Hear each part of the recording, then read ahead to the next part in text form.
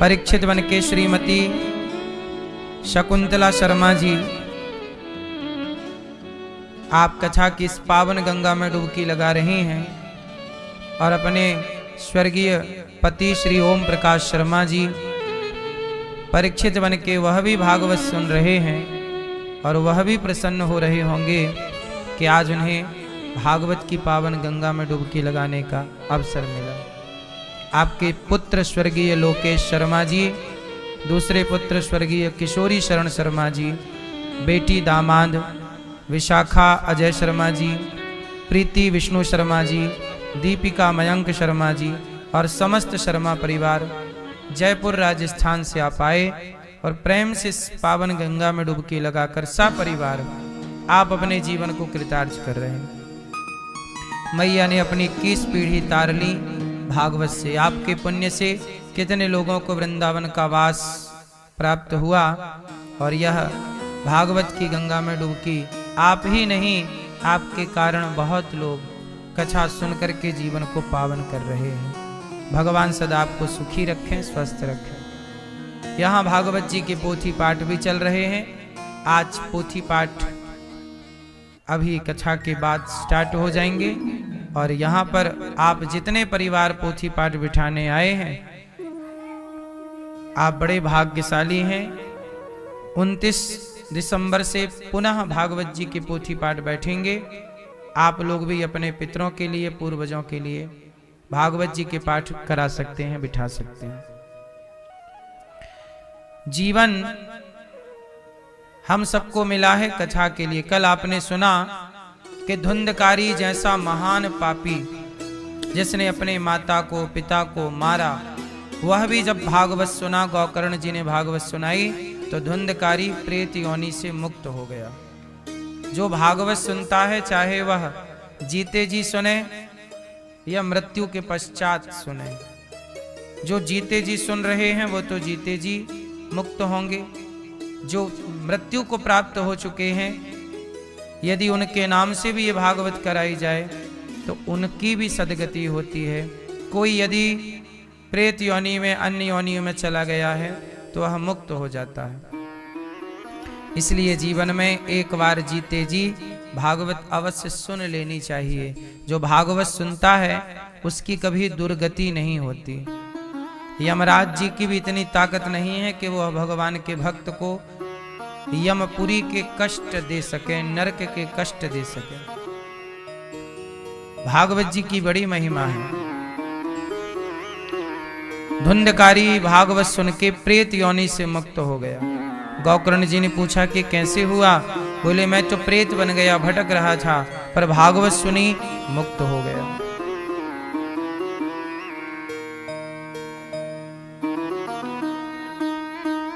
अब भागवत जी की पावन कथा।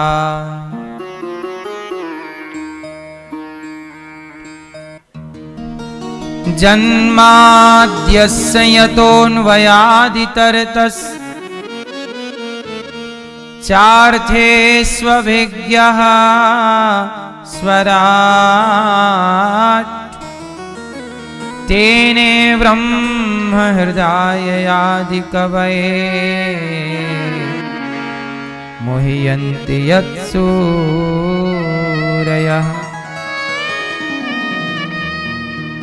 तेजो वारिमृदां यथा विनिमयो यत्र त्रिसर्गो मृषा धाम्ना स्वेन सदा निरस्तकुहकम् सत्यं परं धीमहि।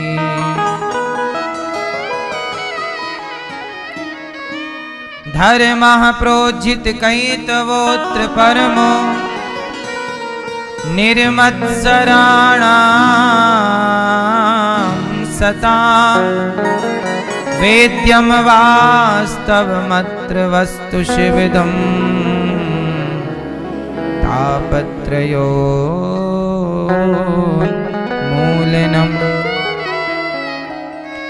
श्रीमद्भागवते महामुनिकृते किं वा परैरीश्वरः सद्यो हृद्यवरुध्यतेऽत्र कृतिभिः शुश्रूषुभिस्तक्षणा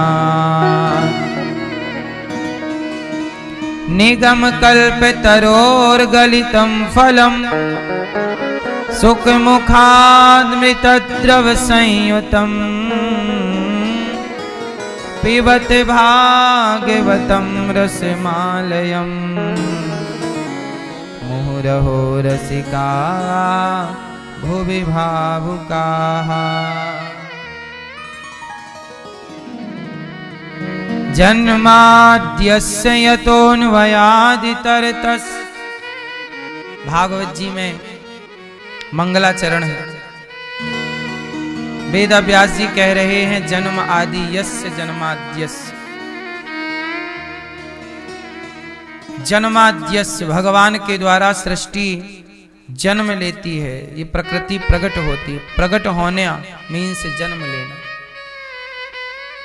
संसार जब प्रकट हुआ, भगवान ने जब ये धरती बनाई, संसार बनाया, तो जन्म देने वाले कौन हैं? भगवान। अब आप कहोगे कि भगवान ने संसार कैसे जन्म दिया? तो जैसे मकड़ी से जाला जन्म लेता है।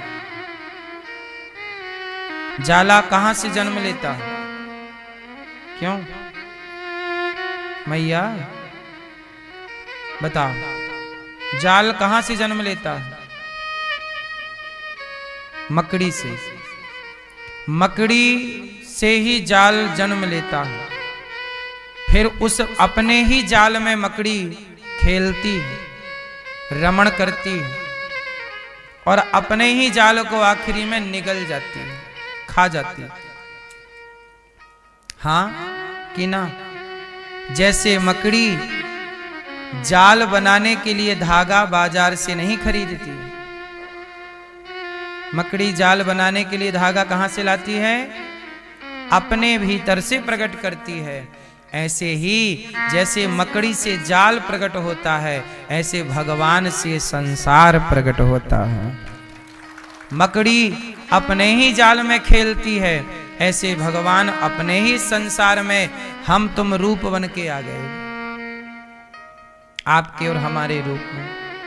और जब मकड़ी का मन होता है कि चलना चाहिए, तो मकड़ी अपने ही जाल को खा जाती है। ऐसी भगवान का जब मन होता है तो संसार का संहार कर देते हैं। भगवान सृष्टि उत्पन्न भी करते हैं, भगवान सृष्टि का पालन भी करते हैं और भगवान सृष्टि का संहार भी करते हैं।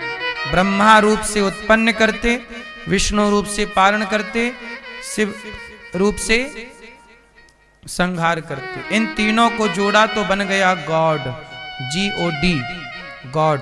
गॉड मतलब G for generator, O for operator, D for destroyer.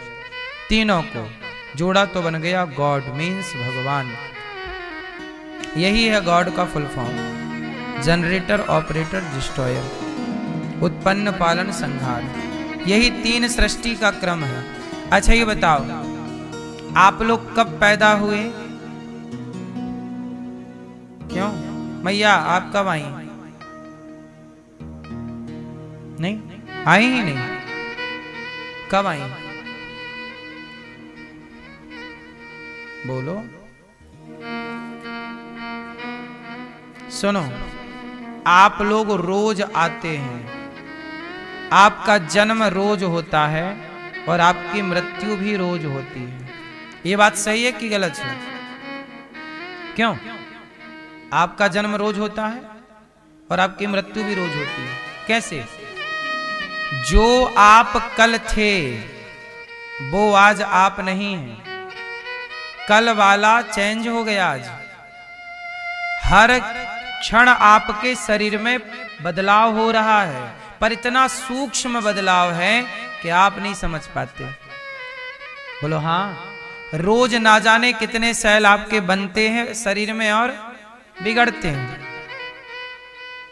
आपके बाल एक ही दिन में सफेद नहीं होते, बालों के पकने का प्रोसेस सालों चलता है। बोलो हाँ। आप एक दिन में बूढ़े नहीं होते, ये बूढ़े होने का प्रोसेस सालों चलता है। पर इतना सूक्ष्म है कि आप बता सकते हैं कि आप किस तारीख को बुढ़ी हुई मैया? क्या आपके बुढ़ापे की परफेक्ट तारीख याद है? इस तारीख को आप बुढ़े हो गए। आप बूढ़े हुए तो जवानी से बुढ़ापे की ओर गए, तो वो बदलाव इतना सूक्ष्म था कि आपके पकड़ में नहीं आया, लेकिन बदलाव था। आपका बुढ़ापा, आपकी जवानी मर गई, आपका बुढ़ापा आ गया, तो एक मर रहा है, एक जन्म ले रहा है। जो आप कल थे वो आज नहीं है, कल से आज में आपकी बॉडी में बदलाव हो चुका। बोलो हाँ, यही है उत्पत्ति और संहार। और सुनो, उत्पत्ति और संहार के बीच में क्या है? जन्म और मृत्यु के बीच में क्या है? पालन। तो आपका हर क्षण पालन हो रहा है। कैसे पालन हो रहा है? आपका पालन कौन कर रहा है? आपका पालन कौन कर रहा है? कौन? भगवान। कैसे कर रहे हैं? सुनो, आपका पालन हो रहा है कि आपकी आंखें देख पा रही हैं, कान सुन पा रहे हैं, खाने के लिए। अच्छा ये बताओ, आप जो कुछ भी खाते हो वो कौन बनाता है? मम्मी बनाती है। ये अच्छा है। आप जो कुछ भी खाते हो वो कौन बनाता है? जैसे माँ ने तो चावल बना दिया, पर चावल को किसने बनाया? माँ ने तो रोटी बना दी, पर रोटी आटे से बनी और आटा गेहूं से बना, गेहूं किसने बनाया? आप जो कुछ भी खाते हैं वो ईश्वर ही आपको खाना देते हैं। बोलो हाँ, प्रकृति आपका पालन कर रही है कि नहीं? हर क्षण आपका। अच्छा ये बताओ, आप पानी पीते हैं कि नहीं? तो पानी आपके घर पे बनता होगा है? पालन कौन कर रहा है आपका? अच्छा, हवा कौन देता है आपको? ऑक्सीजन आप पड़ोसी देता होगा। ऑक्सीजन कौन देता है? जीने के लिए 3 चीज चाहिए, उनमें मुख्य है ऑक्सीजन। ऑक्सीजन चाहिए, पानी चाहिए और भोजन चाहिए। और ये तीनों चीज आपको देने वाले कौन है? ऑक्सीजन ईश्वर की है, पानी ईश्वर का है, और खाने का हर पदार्थ, यहां तक कि गेहूं ईश्वर की संरचना है, चावल ईश्वर की संरचना है, फल ईश्वर की संरचना है, मसाले ईश्वर की संरचना है। यदि कोई मांस भी खाता है तो वह मांस जो खा रहा है, मछली मुर्गा, वह भी ईश्वर की सृष्टि है। बोलो हाँ, आपका कुछ नहीं। तो आपको पानी देकर, हवा देकर, आपको भोजन देकर के आपका पालन कौन कर रहा है? हर क्षण पालनहार भगवान है कि नहीं? तो भगवान ही पालनहार है, वही उत्पत्ति कर रहे। और उत्पत्ति हर क्षण, जितनी देर में ये ताली बज रही है ना, इतनी देर में उत्पत्ति हो रही और पालन हो रहा, इतनी देर में संहार हो रहा। ये चल रहा उत्पत्ति पालन। ईश्वर का क्रम जैसे सेकंड का कांटा, 1 सेकंड, 1 2 3 4, यही ना सेकंड है? 1 2 1 2, बोलो 1 1 2। इस 1 2 के बीच में जो गैप है वो कितना गैप है? 1 1 2 1 2 1 2। तो 1 2 के बीच में जो गैप है वह कितना है? बताओ आप बताओ मैया। 1 2 1 2 के बीच में, हर सेकंड के बीच में गैप है कि नहीं? 1 2। इस गैप, कितना बड़ा गैप है ये? आप बताओ। सेकंड तो हम बोल ही रहे हैं, सेकंड से भी नीचे क्या होता है? वह 100 पॉइंट है। 1 2, इसके बीच में 100 पॉइंट हैं। हाँ या ना? ये मोबाइल पे होता है फंक्शन, आप लगाइए तो दिखेगा। 100 पॉइंट जब होते हैं तब 1 सेकंड, 100 पॉइंट का 1 सेकंड होता है। 60 सेकंड का 1 मिनट होता है। बोलो हाँ, 1 सेकंड कितने पॉइंट का होता है? 100। 100 पॉइंट का 1 सेकेंड। तो आप ये समझ लीजिएगा कि भगवान ऐसे हैं कि 1 सेकेंड में जो 100 पॉइंट हैं, मतलब 1 सेकेंड के 100 हिस्से, 100 टुकड़े। 1 सेकेंड के कितने टुकड़े? तो आप ये समझ लीजिए कि भगवान इतने पावरफुल हैं कि 1 सेकेंड के 100वें भाग में भी ईश्वर का सृष्टि उत्पन्न पालन संहार का क्रम चालू है। 100वें टुकड़े में इतना बारीक है कि आपके माइक्रोस्कोप के भी पकड़ में कुछ आने वाला।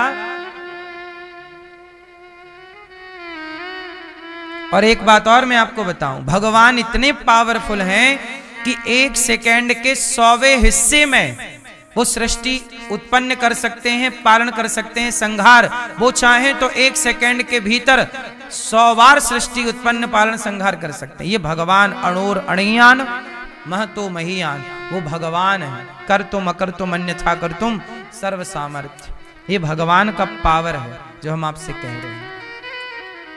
तो जिनकी आप कथा सुन रहे हैं वो कितने पावरफुल हैं, पहले ये जान लो, क्योंकि ये नहीं जानोगे तो आगे हम कथा सुनाएंगे कि भगवान ने माखन चोरी की। आप कहोगे वाह ये कैसा भगवान है, माखन चुराता है। फिर आपको मोह हो जाएगा। क्या हो जाएगा? आप चक्कर में पड़ जाओगे, यार ये भगवान तो हो नहीं सकते, ये कन्हैया कोई भगवान है, माखन चुराते हैं। यही गलती माता सती ने कर दी। जब कथा सुनने गए भगवान शंकर माता सती के संग, तो माता सती ने कथा नहीं सुनी। वो यहां वहां देखती रही, ऐसे जैसे आप लोग कई बार सावधानी से कथा नहीं सुनते, मोबाइल चलाएंगे, कहीं ये देखेंगे, कहीं वहां देखेंगे, यहां देखेंगे, उठेंगे बैठेंगे। ऐसे माता सती यहां वहां देखती रही, वो कथा नहीं सुनी। जब कथा पूरी हो गई तो शंकर जी माता सती को लेके गए। वो जब गए तो वहां नीचे राम जी की लीला चल रही थी।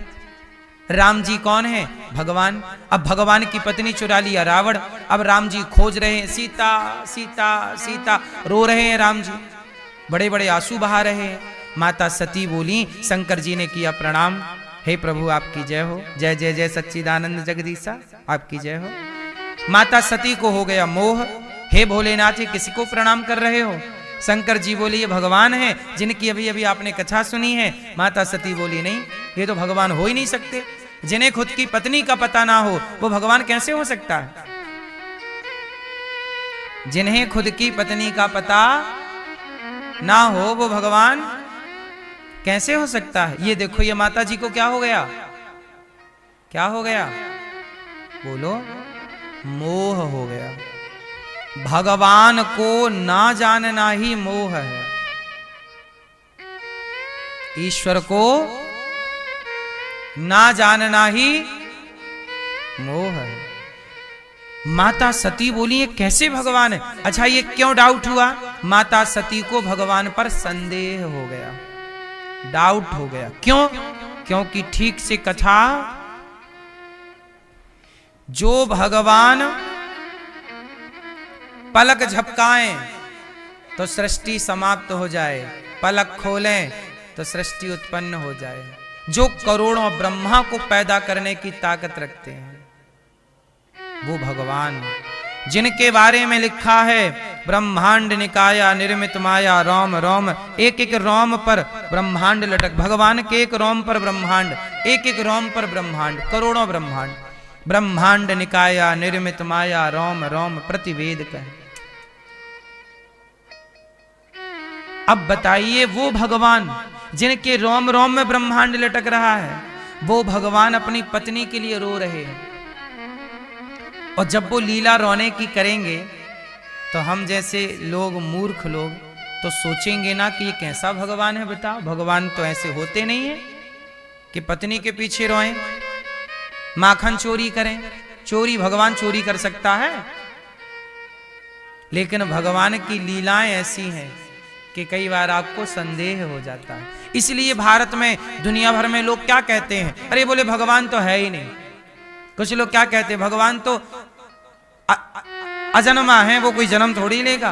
कुछ लोग हैं जो राम को भगवान नहीं मानते, कृष्ण को भगवान नहीं मानते। क्यों? माता सती नहीं समझ पाई जिनको, उनको आज का कामी क्रोधी व्यक्ति समझ पाएगा? क्यों?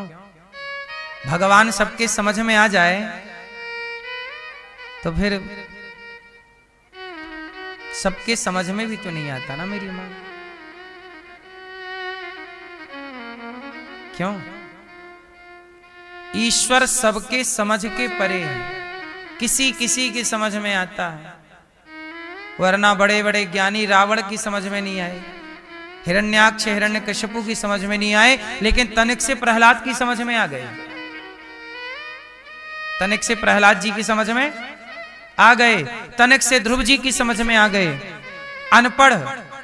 अनपढ़ शबरी की समझ में आ गए, पर पढ़े लिखे रावण की समझ में, शबरी अनपढ़ है, अनपढ़ की समझ में आ गए राम, और पढ़े लिखे रावण की समझ में राम। बस मेरी मां, उस शक्ति को, उस परमात्मा को हम और आप कितना जानेंगे, जितना वो शक्ति देंगे जनाएंगे उतना हम जानेंगे। हमारी अपनी कोई क्षमता नहीं है कि हम अपने बल से उसे जान पाए, उनकी कृपा होगी तो हम कुछ जान पाएंगे। सोई जाने जेहि देहु जनाई, जानत तुम्हें होई जाई। इसलिए भगवान सृष्टि उत्पन्न पालन संहार करने वाले हैं। उनका पावर इतना है जितना मैं बता रहा हूं, उससे भी करोड़ों गुना। अब आगे मैं जब लीला सुनाऊंगा भगवान की, तो आप ये मत सोचना कि कैसे भगवान माखन चुराते हैं। वो बड़े से बड़ी लीला है और छोटी से छोटी लीला है। इसलिए भगवान सबकी खोपड़ी में चढ़ते नहीं। शिशुपाल के सामने बैठे कन्हैया तो वो गाली दे रहा है, शिशुपाल के सामने बैठे कन्हैया और वो गाली दे रहा है। कहां समझ में आए? शिशुपाल तो परिवार का ही लड़का था, भगवान कृष्ण की बुआ का लड़का था, सगा था, गाली देता था, समझ नहीं पाए। जब भगवान का परिवार भगवान को नहीं समझ पाया, भगवान के साथ रहने वाले लोग भगवान को नहीं समझ पाए, तो हम और आप कितना समझ पाएंगे। इसलिए लोग कहते हैं कि कृष्ण भगवान है कि नहीं, भगवान पर संदेह करने वाले लोगों की बहुत भीड़ है, आज फौज है। सरल भी तो नहीं है ना मेरी मां, है ना? इसलिए प्रार्थना करो कि प्रभु हम आपको नहीं जान सकते, आप कृपा करके अपने को जनाओ। प्रभु आप बताओ कि आप कैसे हो, कहाँ हो, कब मिलोगे, कब दर्शन दोगे।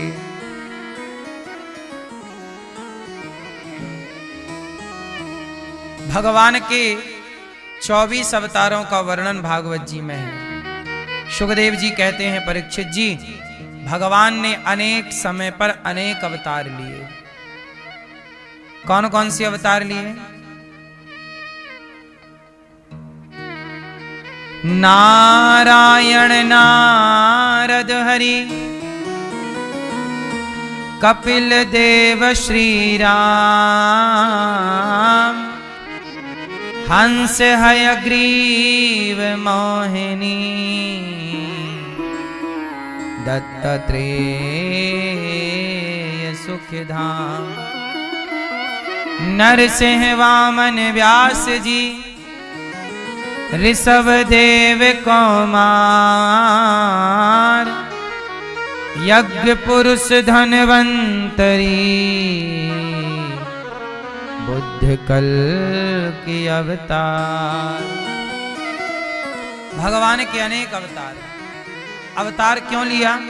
अच्छा मैं ये बताओ, भगवान को अवतार क्यों लेना पड़ा? क्यों?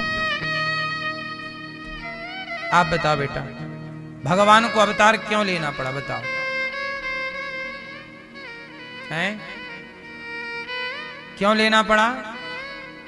धर्म की जब जब हो ये धर्म की हानि, बाढ़हि असुर अधम अभिमानी, परित्राणाय साधूनां विनाशाय च दुष्कृतां, धर्म संस्थापनार्थाय संभवामि युगे युगे, यदा यदा हि धर्मस्य ग्लानिर्भवति भारत, अभ्युत्थानम धर्मस्य तदात्मानं सृजाम्यहम्।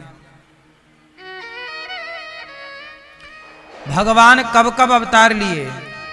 जब जब भगवान को अवतार लेने की जरूरत पड़ी। राम का अवतार क्यों लिया? धर्म की हानि रावण कर रहा था। कृष्ण का अवतार क्यों लिया? धर्म की हानि दुर्योधन, दुशासन और कंस कर रहा था। जहां धर्म की हानि होती है, इसका सीधा सार्थ ये निकालो कि धर्म के रक्षक आप और हम नहीं हैं, धर्म के रक्षक भगवान ही हैं। धर्म के रक्षक कौन? अच्छा, धर्म के रक्षक भगवान हैं, इसका मतलब ये नहीं है कि हम धर्म पर ना चलें। अच्छा एक बात बताओ, भरी सभा में जब द्रौपदी के कपड़े उतारे गए, वहां पर साक्षात धर्म बैठे थे। कौन बैठा है? धर्मराज युधिष्ठिर। बोलो हां। धर्मराज युधिष्ठिर, धर्म बैठा है वहीं और अधर्म हो रहा है। और ऐसा अधर्म हुआ कि उस अधर्म को धर्म भी नहीं रोक पाया। बोलो हां। ऐसा अधर्म हुआ कि उस अधर्म को किसने नहीं रोका? धर्म ने भी नहीं रोका। सोचिए, जहां धर्मराज स्वयं बैठे हैं, जहां धरती के सबसे बड़े दिग्गज पितामह भीष्म बैठे हों, गुरु द्रोणाचार्य बैठे हों, वहां धर्म हो रहा है, द्रौपदी का अपमान हो रहा है। लेकिन उस अधर्म को रोकने की ताकत किसी में नहीं है। किसने रोका? धर्म के पास भी अधर्म को रोकने की ताकत नहीं है। अधर्म को रोकने की ताकत केवल भगवान में है। भगवान आए रक्षा की। इसलिए कहता हूं, किसी के भरोसे ना रहो। द्रौपदी के पति तो धर्मराज हैं, द्रौपदी के पति तो गांडीवधर हैं, द्रौपदी के पति तो सबसे बलवान धरती के भीम भैया है, गदाधर। सब के होते हुए द्रौपदी की लाज कोई ना बचा पाया। द्रौपदी ने किसे पुकारा? भगवान को। किसने रक्षा की? जिन्होंने भगवान द्रौपदी की रक्षा जिन्होंने की, जिन्होंने द्रौपदी की रक्षा की, वही आपकी और हमारी भी रक्षा करेंगे। इसलिए द्रौपदी की तरह पुकारी है उन्हें, हे प्रभु, हे नाथ, हे द्वारिकाधीश, हे कृष्ण, आप ही हमारी रक्षक। हम किसे पुकारें? किससे उम्मीद है? इसलिए पहली बार में ही भगवान को पुकारिए, हे प्रभु रक्षक। और जब भगवान रक्षक बनते हैं तो बड़े बड़े बलवानों के भी बल काम। 10,000 हाथियों का बल था दुशासन का, थक गया। 12 हाथ की साड़ी ना खींच पाया। बोलो हां।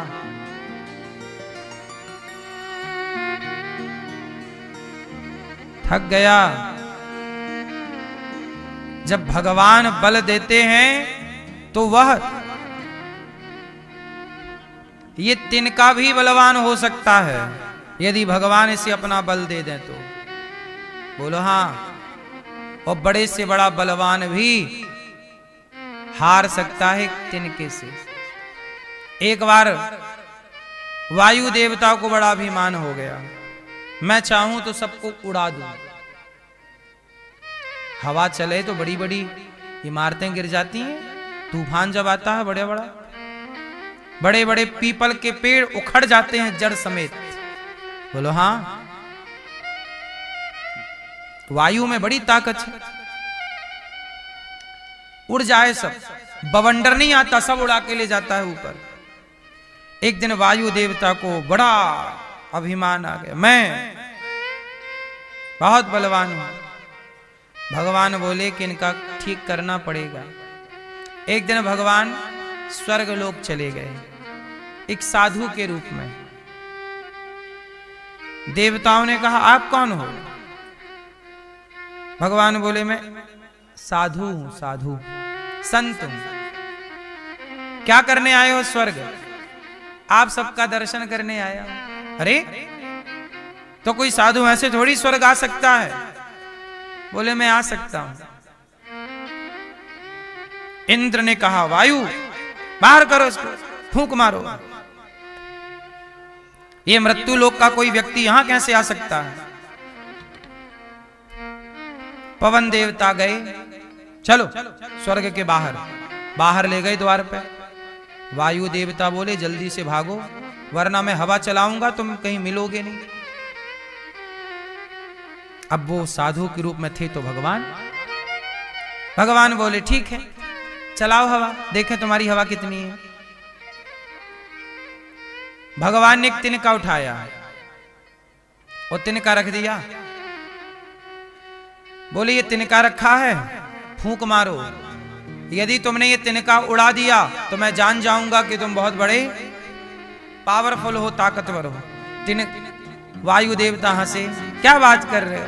मैं बड़ी बड़ी बिल्डिंग हिला देता हूं, बड़े बड़े पेड़ों को गिरा देता हूं, बड़े बड़े पहाड़ों को भी गिरा देता हूं। ये तिनका क्या है? ये रहा भैया, मारो फूंक। अब भैया तिनका भगवान ने रखा, फूंक मारा वायु देवता ने, खूब ताकत लगा, पूरा जोर पवन देवता ने पूरी ताकत लगा दी, पूरी पवन चला दी, हवा चला दी, वो तिनका ना हिला। भगवान बोले सुनो, ये जो आप में उड़ाने की ताकत है ना, ये मैं ही देता हूं, ये तुम्हारी नहीं है, इसका घमंड ना करो, जाओ चुपचाप बैठो वहां। वायु देवता गए, मुंह लटका के बैठ गए। इंद्र बोले भगा दिया? बोले ना प्रभु, मेरे बस का नहीं है। अग्नि से कहा जाओ अग्निदेव जला दो साधु को, जाओ। मानता नहीं। अब अग्निदेव गए,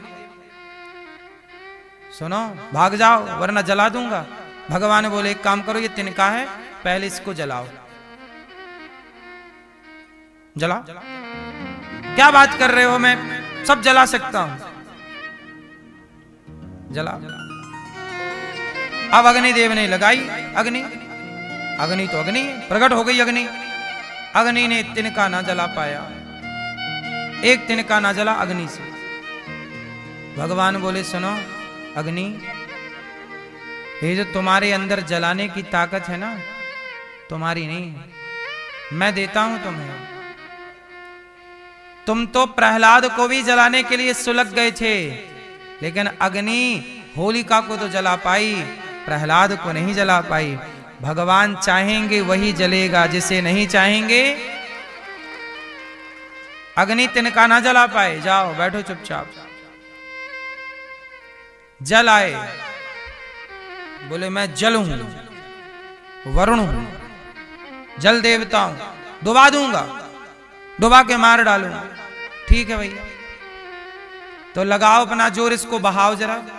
बोले जल सब कुछ बहा देता है ना, पानी बहाओ इसको। और खूब बारिश कराई, खूब धारा मोटी मोटी गिराई, बड़ा नहीं हुआ कुछ।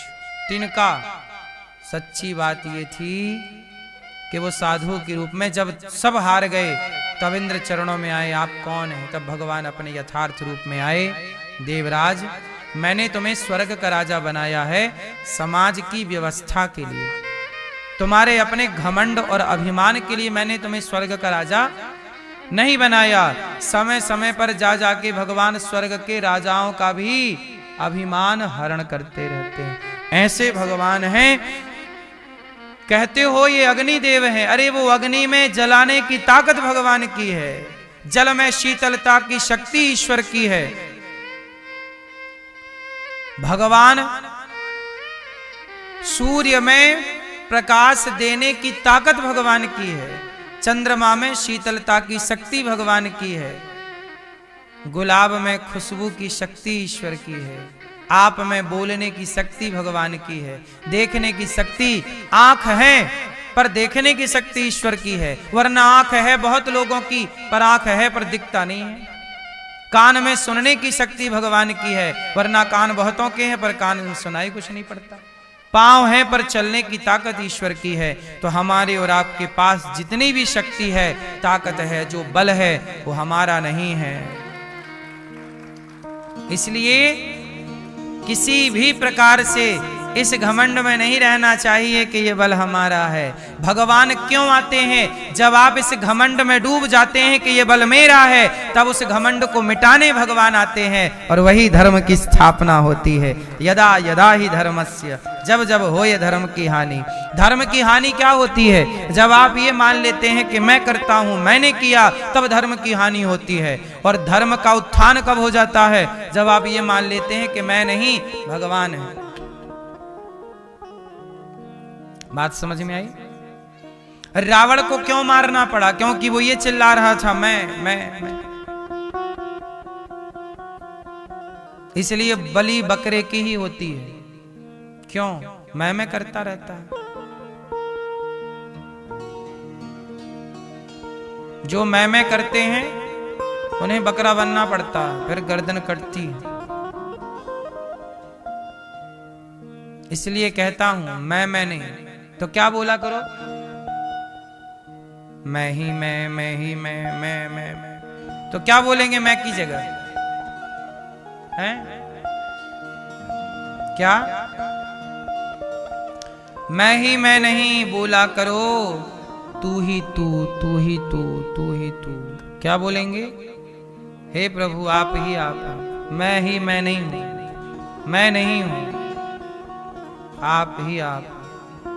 जहां है आप हैं, जो है, जहां है आप हैं, जो है आप हैं। मैं नहीं हूं, हर जगह सब में वही। इसलिए तुलसीदास जी ने कहा, सिय राम मैं सब जग जानी, करहूं प्रणाम जोरी जुग पानी। तो भगवान ने 24 अवतार लिए, हर अवतार के पीछे एक कारण है। एक दिन क्या हुआ, वेद व्यास जी महाराज उदास बैठे थे। ये भागवत जी की चर्चा है। वेद व्यास जी उदास, नारद जी बोले नारायण नारायण। क्या हुआ, आप उदास क्यों हैं? बोले मैंने 17 पुराण लिख डाले, शांति नहीं। बोले भागवत जी की रचना कीजिए, बिना भागवत जी की रचना किए शांति नहीं मिलेगी। वेद व्यास जी बोले मैं भागवत जी कैसे लिखूं? बोले मैं देता हूं। तब नारद जी ने वेद व्यास जी को भागवत जी दी, 4 श्लोक दिए। उनसे 18,000 श्लोकों की रचना वेद व्यास जी ने की। और भागवत जी की शुरुआत कहां से की? महाभारत के युद्ध से।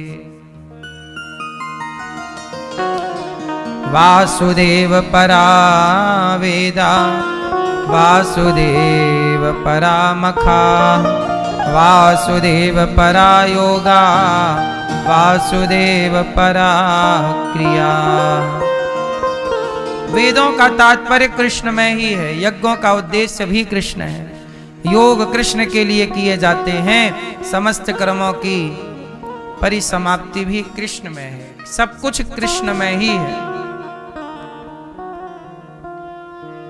वासुदेव परो धर्मो, कृष्ण ही धर्म है। वासुदेव परा गति, कृष्ण ही गति है।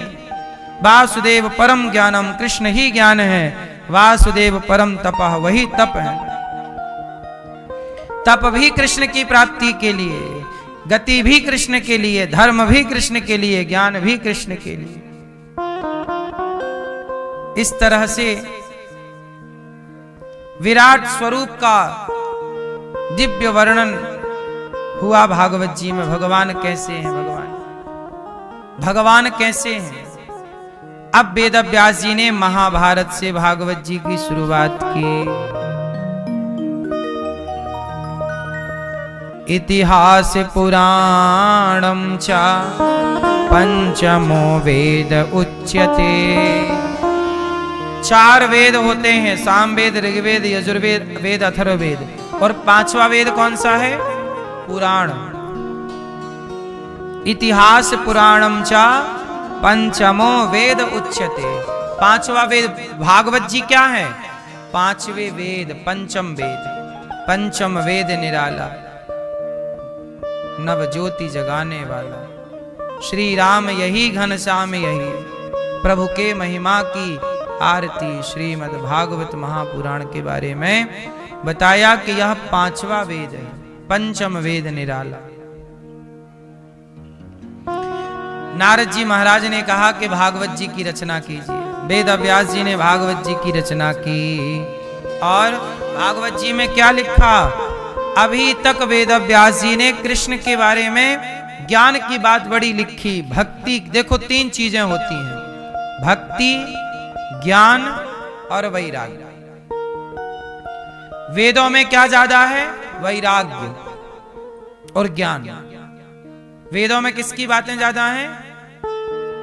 वैराग्य की और ज्ञान और वैराग्य। वेदों में ज्ञान और वैराग्य की बातें हैं, पर भक्ति के बिना कैसे काम बनेगा? तब वेद व्यास जी ने कहा कि मुझे जीव मात्र के कल्याण के लिए कुछ ऐसी रचना करनी चाहिए जिससे भक्ति भी प्राप्त हो, ज्ञान भी प्राप्त हो और वैराग्य भी। इसलिए भागवत में भक्ति ज्ञान वैराग सब कुछ है। भक्ति ज्ञान वैराग आप तो विवेको वर्धते महान। भागवत जी में सब कुछ है, भर दिया सब कुछ। भक्ति ज्ञान वैराग। भक्ति क्या है? भगवान श्रीमन नारायण की पत्नी का नाम है भक्ति। भक्ति के पति कौन? भगवान श्रीमन नारायण। और भगवान भक्ति के 2 बेटे हैं, ज्ञान और कौन? ज्ञान और। इसलिए आपके अंदर तीनों होनी चाहिए। क्या होना चाहिए?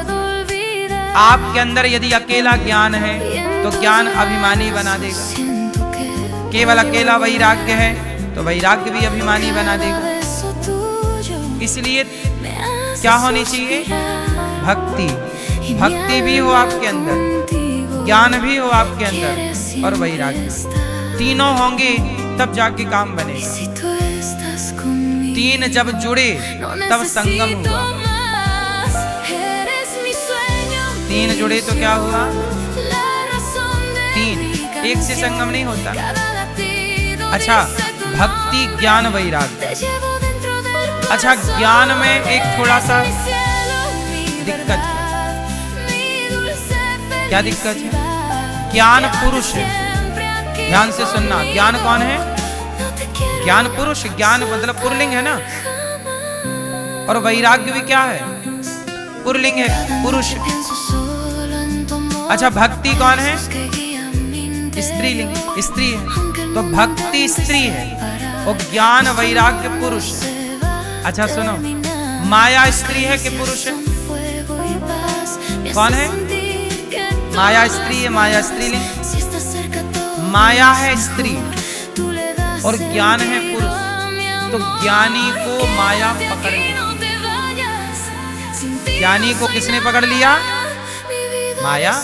ज्ञान पुरुष है ना, माया स्त्री है, तो स्त्री पुरुष मोहित हो गए एक दूसरे, पकड़ लिया। इसलिए ज्ञानी को माया पकड़ लेती है, वैरागी को माया पकड़ लेती है, क्योंकि पुरुष स्त्री हो गए ना।